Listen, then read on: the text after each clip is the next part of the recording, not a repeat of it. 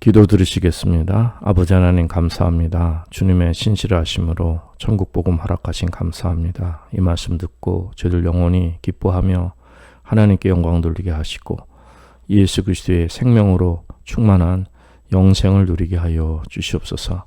예수님의 이름으로 간절히 기도리옵나이다. 아멘.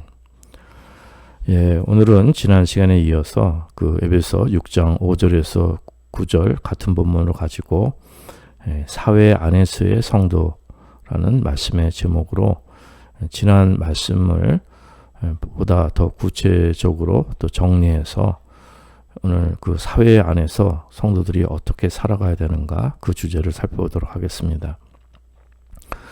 이 땅에서의 그 교회의 사명은 정치 사회적인 변혁이 먼저가 아니라고 지난 시간 말씀을 드렸습니다. 교회의 할 일은 그 복음을 전하는 일입니다. 예수 그리스도의 복음을 충만하게 전하는 것이 교회의 사명입니다. 그러나 동시에 그 사회의 그 악하고 잘못된 상태를 그대로 방치하고 또 여기에 무관심하고 또 이런 상태를 도피하는 신앙은 아니라고 말씀드렸습니다. 그리스도인들도 이 사회의 이러한 잘못된 상태를 고치고 또 사회의 변화를 일으키는데 참여하는데 그것이 본질적으로 다른 것이 이것은 직접적인 것이 아니라 간접적인 것이라고 말씀드렸는데 이거는 사회 정치적인 것을 우리가 그냥 인간적으로 여기에 참여해서 변화시켜보자 이것이 아니라 저희들은 먼저 복음을 듣고 이 복음으로 거듭나서 그 예수 그리스도의 생명의 열매를 맺고 성령님의 열매를 맺는 것으로서 그래서 이 현실에 참여하고 또 잘못된 상태를 고치며 변화와 변혁을 이루는 것이라고 말씀을 드렸습니다. 그렇기 때문에 이 그리스도인들도 사회에 참여하지만 이것은 본질적으로 다른 것이죠. 이건 간접적인 것입니다. 먼저 성령 안에서 그 주님의 다스리심을 받는 하에서 저희들이 열매를 맺는 것을 말씀하는 것입니다. 저희들은 그 순교자의 의미를 오해하기가 쉽습니다. 왜냐하면은 그 초대교회부터 그 순교자들은 정치범으로 그들이 죽임을 당했습니다. 그러니까 로마 제국을 반대해서 그래서 죽은 것으로 이제 많은 사람들이 오해를 하는데 저희들이 잘 아시다시피 초대교회 성도들은 로마 제국을 반대해서 그래서 그 순교한 것이 아닙니다.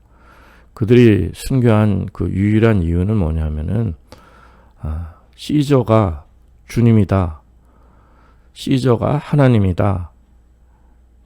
그러한 것에 동의를 할 수가 없는 것입니다. 그걸 고백할 수가 없는 거예요. 그러니까 예수님만이 주님이시고 예수님만이 하나님이시다.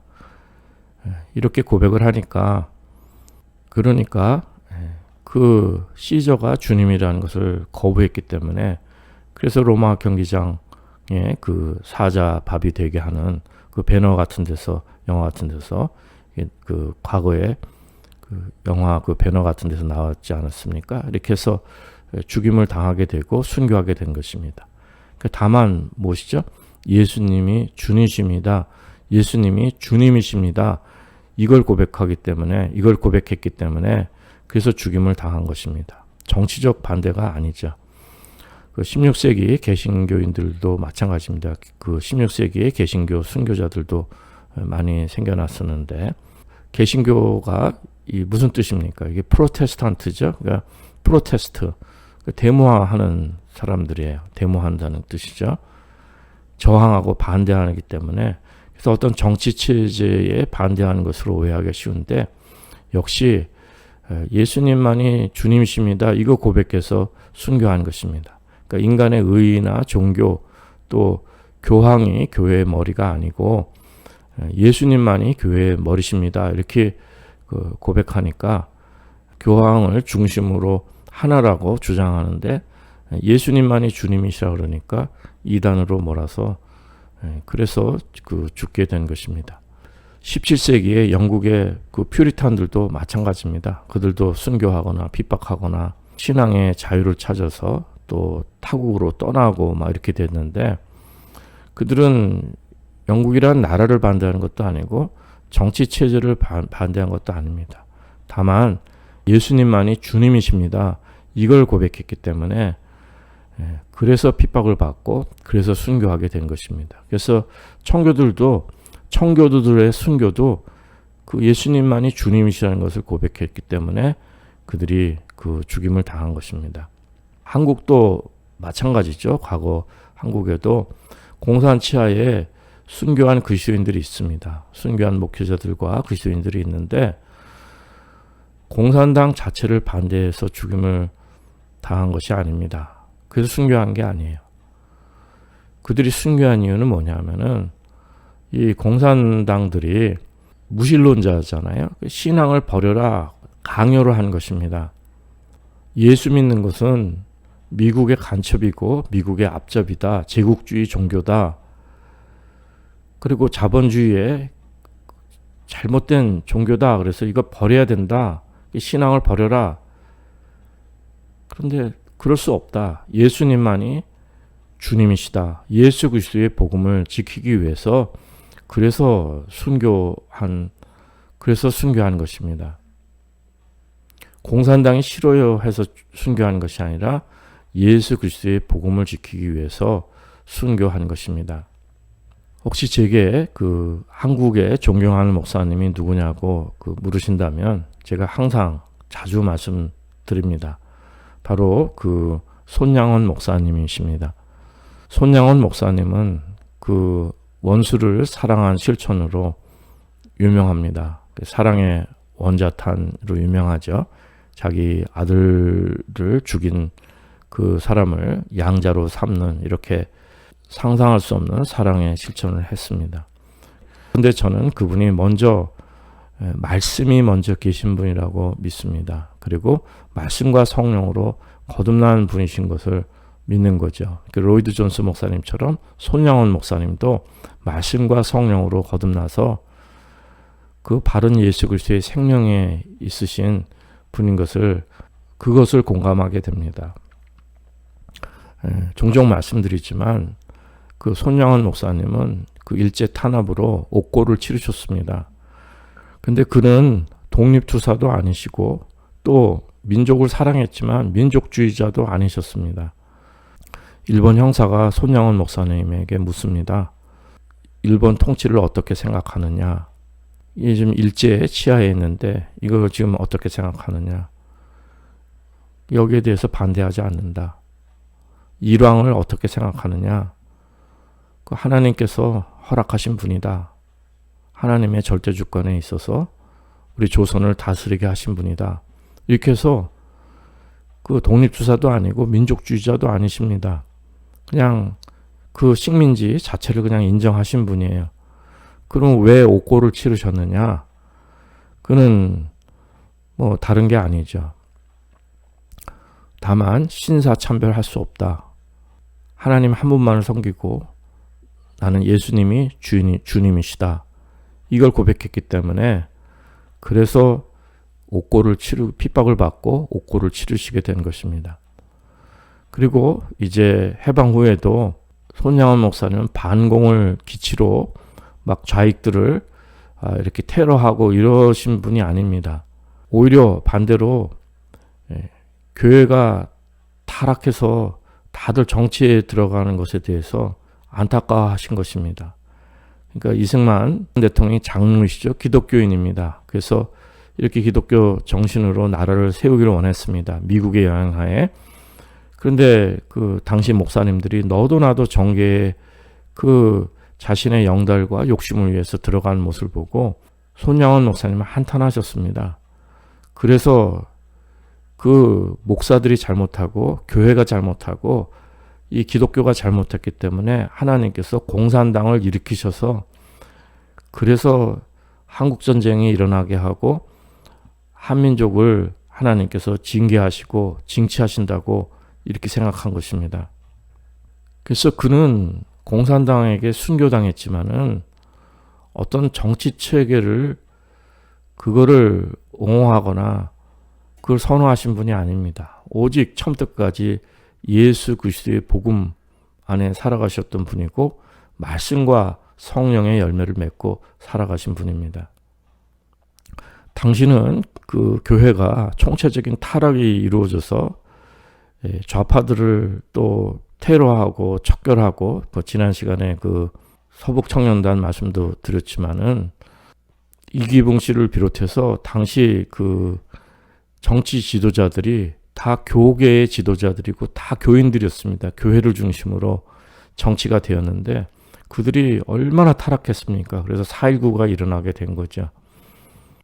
그런 의미에서 손양원 목사님이 얼마나 귀하신 분이고 한국의 그 바른 신앙의 그 유산을 남겨주신 분인가 다시 한번 돌이켜보게 됩니다. 그러나 저희들의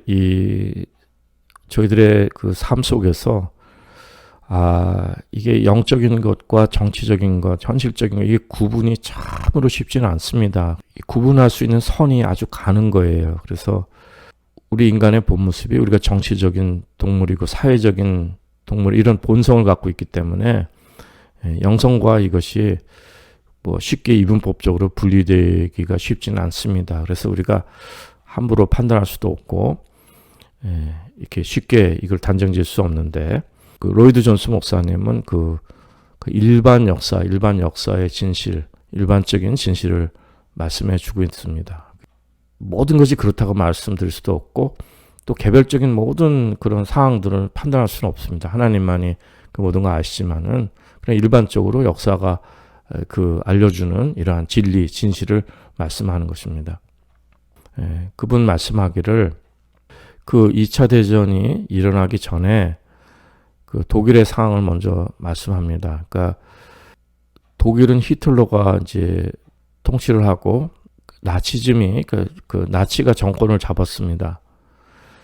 이제 거기에 대해서 당시 그 목사들도 정치적으로 반대해서 이 나치를 반대하고 독일 히틀러를 반대해 가지고 핍박을 받고 감옥에도 가고 수용소에도 끌려가고 막 이렇게 된 사람들이 이제 있었습니다. 이제 그 사람들은 상당히 아주 영웅적인 행동을 한 거죠. 굉장히 드러나게 이렇게 그 정치적 행동을 하고 이렇게 했지만은 결국 2차 대전이 일어나고 2차 대전 후에는 그 사람들의 모든 노력들은 다 헛수고가 된 것이고 그분들이 역사 속에 남지는 않는다는 거예요. 그런데 전혀 이름도 없이 어디 있는지도 알지도 못합니다. 그런데 보이지 않게 이름 없는 수많은 목회자들이 매주일 예수 그리스도의 복음을 전했다는 거예요. 예수 그리스도의 복음을 전한 그 목회자들에게 로이드 존스 목사님은 이분들이 하나님의 일을 바로 수행했다고 보는 것입니다. 이러한 말씀들을 통해서 저는 정말 깊은 영향을 받았습니다. 제 인생을 통해서 정말 깊은 영향을 받게 되었습니다. 목회자들은 그저 겸손히 하나님의 말씀만 전하는 사람이 되어야 되고 예수 그리스도의 복음을 전하는 사람이 되어야 됩니다.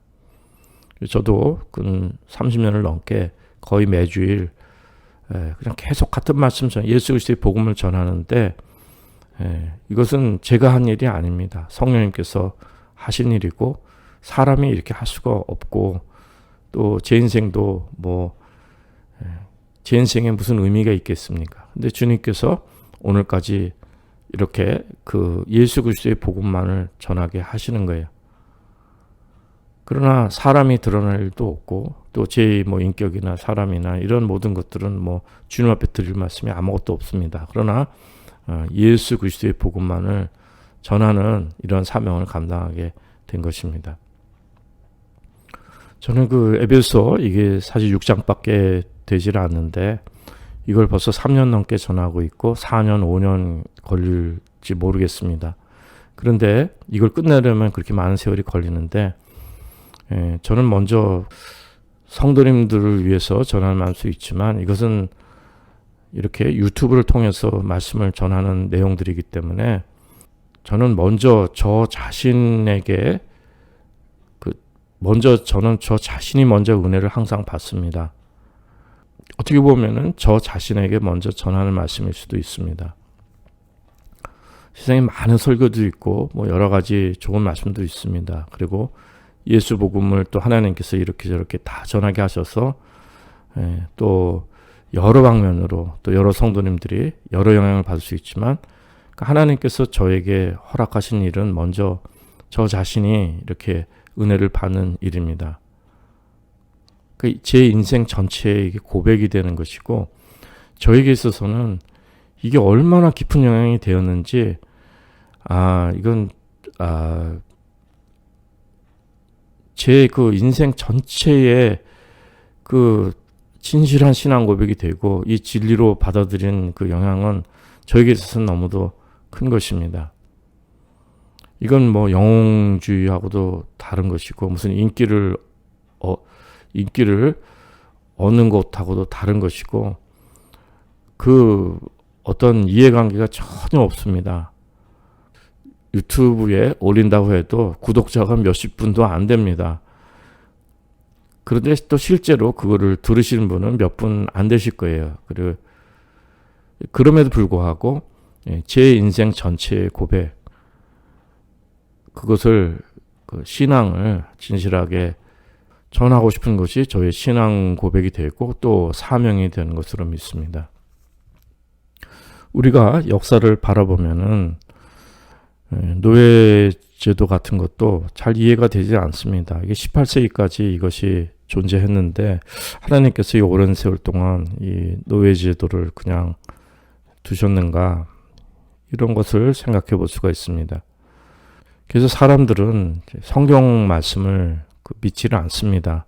오히려 이 기독교인들이 이렇게 그 비인간적인 이런 제도나 삶의 형태를 고집해 온 것으로 생각하고 인본주의가 일어나고 또 특히 현대인들은 과학과 뭐 인류학, 심리학, 사회학, 의학, 그 뭐 생명공학, 생체, 이렇게 인체에 관한 것들, 이런 것들이 많이 발전돼 있어 가지고 이것을 진리로 보고 여기에 권위를 두지 성경 말씀에 권위를 두지 않습니다.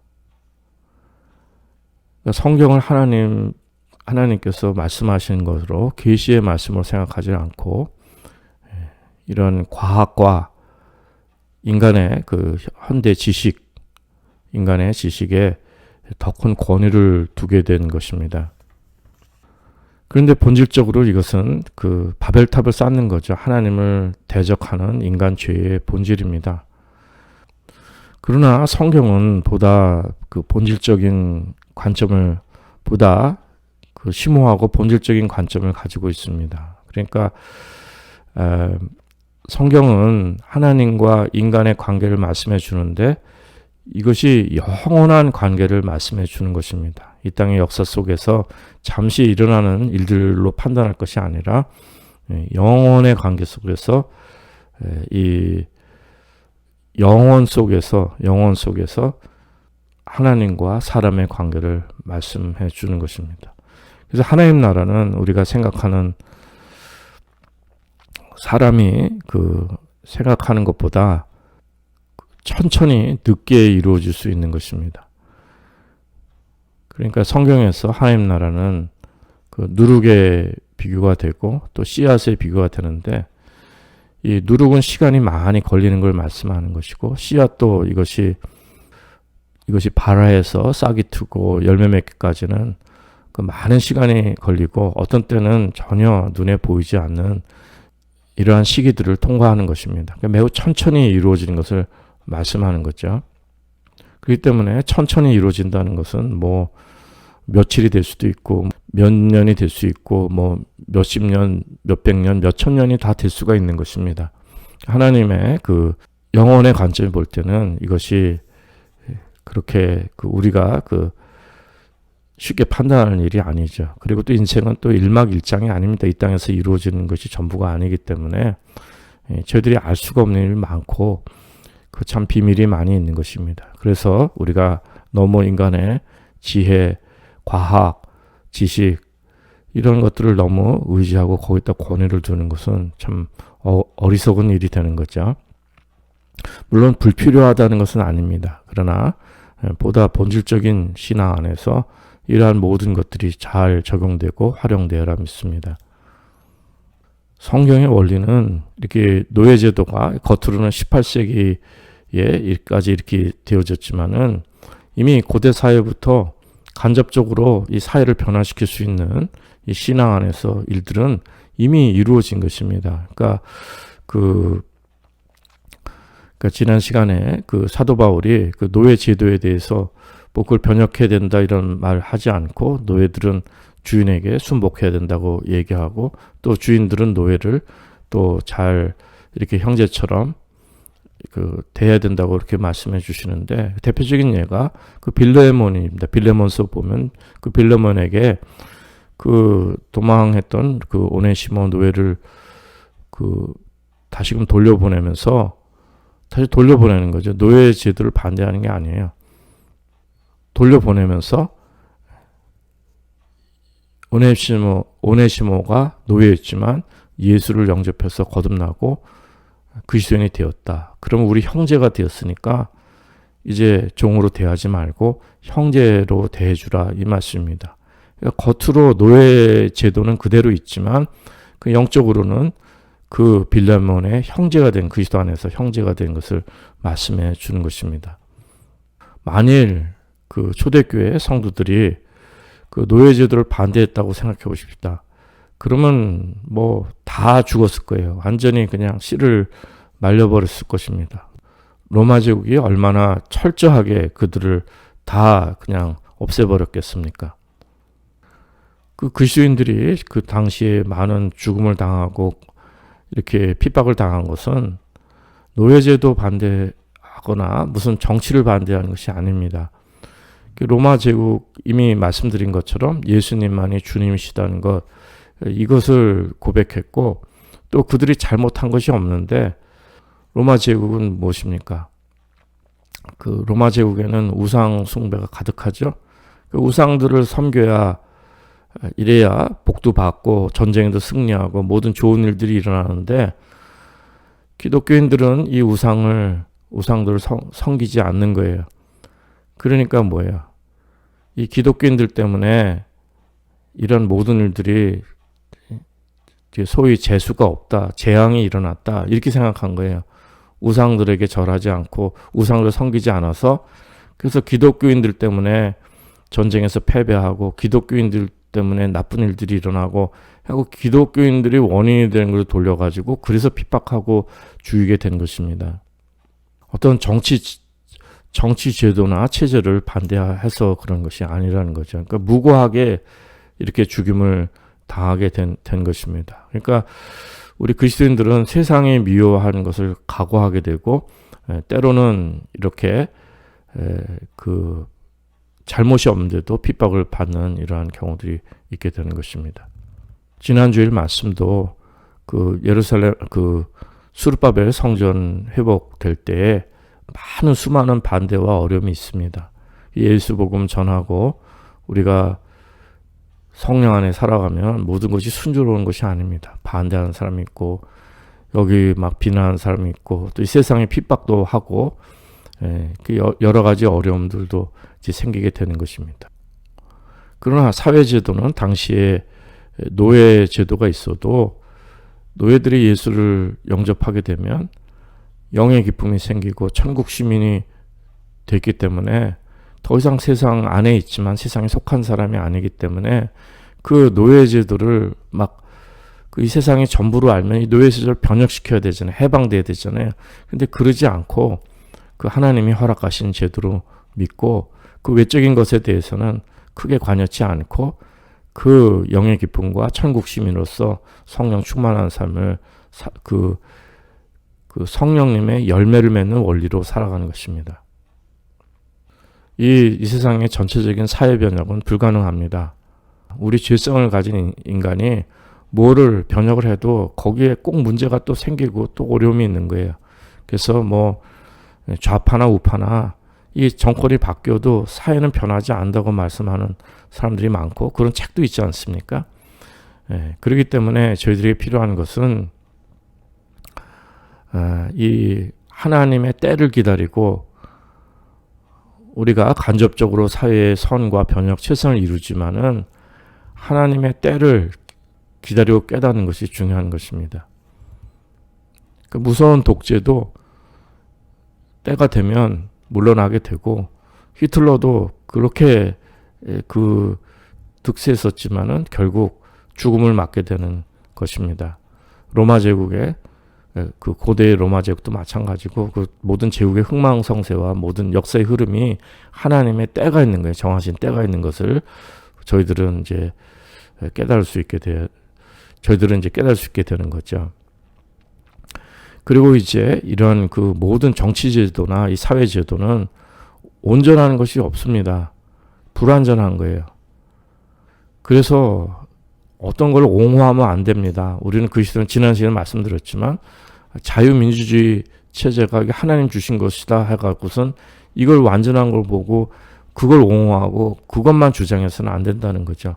반대로 공산주의도 마찬가지고 사회주의도 마찬가지고 좌파나 우파나 이게 다 불완전한 거기 때문에 그것을 옹호해서는 안 된다는 것을 말씀하는 것입니다. 그러니까 이 참 우리가 좀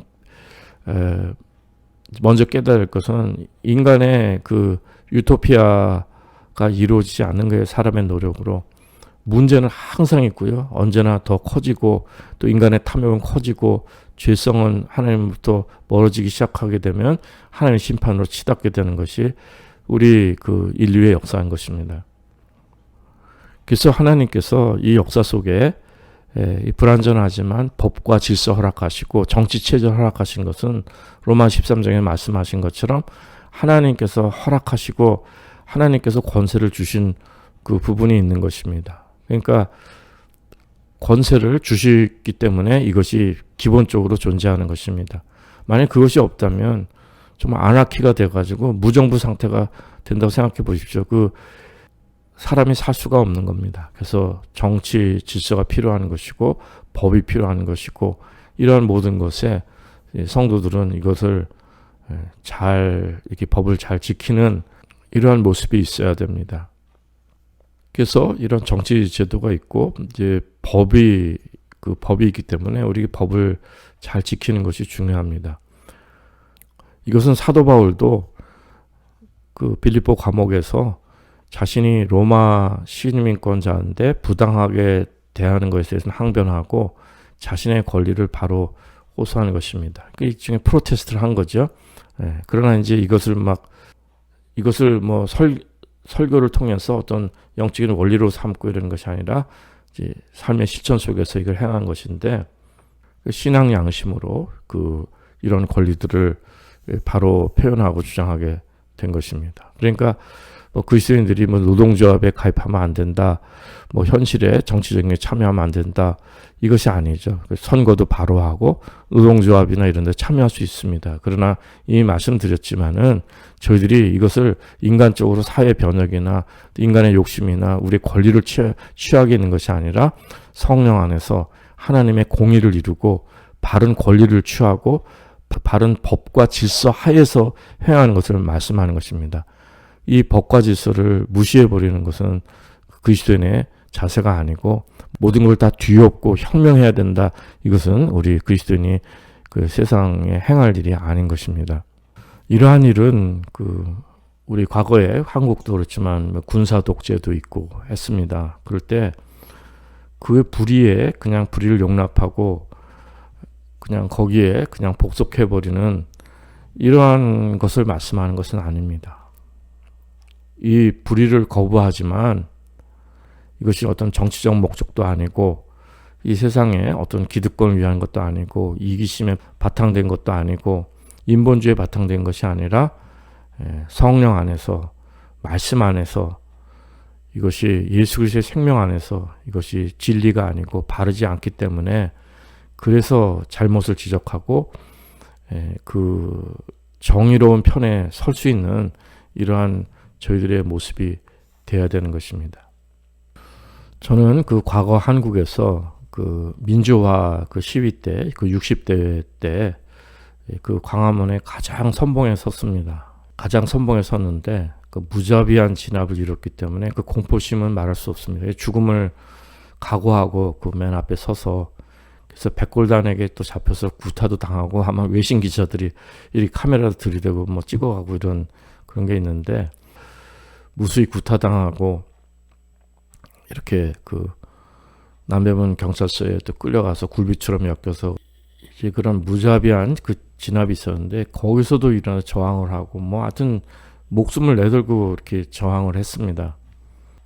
그런데 그 사상의 배경에는 저는 뭐 물론 그 사회주의 공산주의도 그 지하에서 공부를 또 열심히 하기도 했지만은 저에게 가장 영향을 준 사람은 좌파 사상도 아니고 뭐 유물론도 아니고 무슨 공산주의 사상도 아니고 그 사람들 영향을 받은 게 아니라 이렇게 행할 수 있었던 그 제 근거는 뭐냐면 누구에게 영향을 받았냐면 저는 그 당시에 그 철학자 그 하이데거라는 철학자가 있습니다. 근데 그분의 그 존재와 시간에 대한 그 개념을 깨닫고 거기서 제가 인생의 그 확신을 얻은 것이 뭐냐면은 사람이 그냥 오래 사는 것만이 중요한 것이 아니다. 이 불의한 현실을 그냥 용납하면서 목숨 유지하기 위해서 살아가는 거 이거는 인생의 의미가 없다.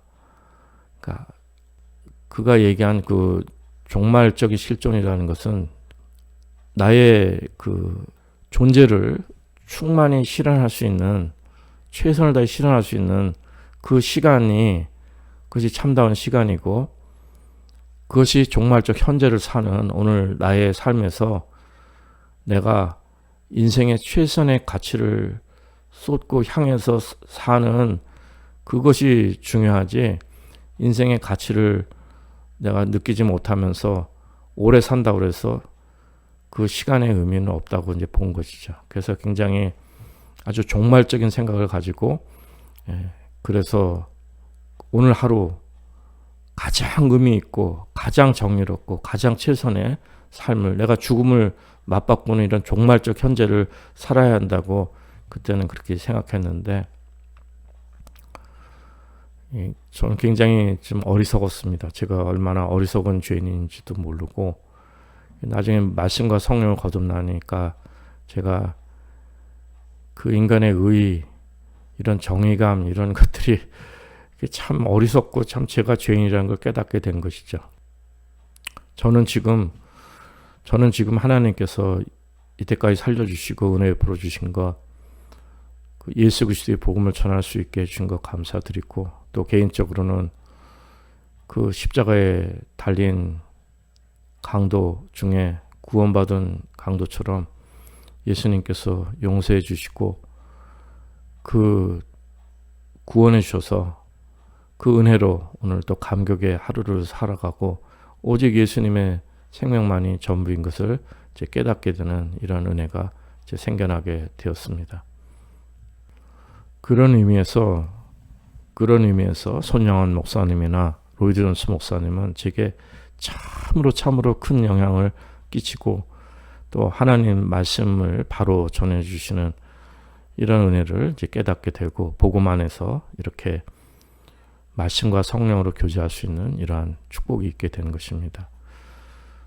우리 성도님들이 오늘 살아가는데 정치적 현실 속에서 좌파나 우파나 이렇게 그들이 무엇을 해결해 줄 것을 생각하고 이러한데 인간의 의로 그런데 인볼브하는 잘못된 신앙으로 빠지지 마시고 오직 예수 그리스도로 거듭나서 그 주님께서 다스려 주시는 성령님의 인도하심을 받는 그 열매를 맺는 삶이 되시기 바랍니다. 그럴 때 정말 복음의 열매는 그 천천히 이루어질 수 있습니다.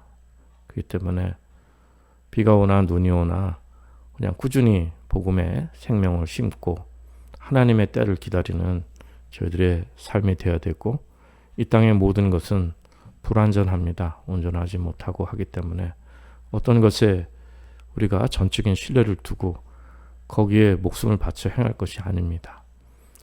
인간의 사상도 마찬가지고 정치 제도도 마찬가지고 경제적인 것도 마찬가지고 그 어떤 것도 온전한 것이 없습니다. 그러한 것에 신뢰를 두지 마시고 오직 길과 진리요 생명 되신 예수님의 생명으로 충만하여서 하나님께서 친히 저를 영혼에 복을 주시고 또 예수님 안에서 그 영생의 축복, 그 평강과 은혜를 누리시는 천국의 사람들 될 수 있으시기를 간절히 기도드립니다.